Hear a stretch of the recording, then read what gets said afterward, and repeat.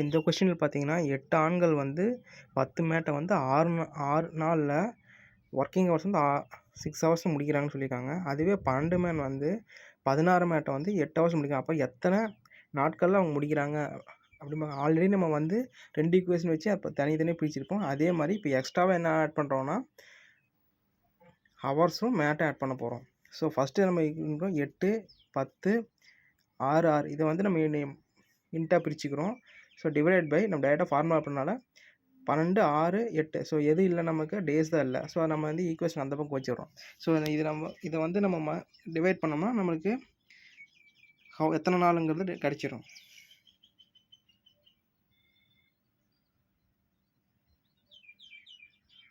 இது எப்படி ஈஸியாக சால்வ் பண்ணுறதுனா ஃபஸ்ட்டு மேலே என்ன கொடுத்துருக்காங்க 8 மேனு 10 மேட்டு 6 டேஸு 6 ஹவர்ஸு. ஸோ இது கம்ப்ளீட் சென்டென்ஸாக இருக்குது.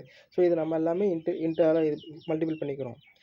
செகண்டில் வந்து ஏதோ ஒன்று தான் கண்டுபிடின்னு சொல்கிறாங்க. அதை வந்து நம்ம டிவைட் பண்ணிக்கிறோம். ஸோ மேலே இருக்கிறது கீழே இருக்குது நம்ம டிவைட் பண்ணால் நமக்கு ஆன்சர் கிடச்சிடும்.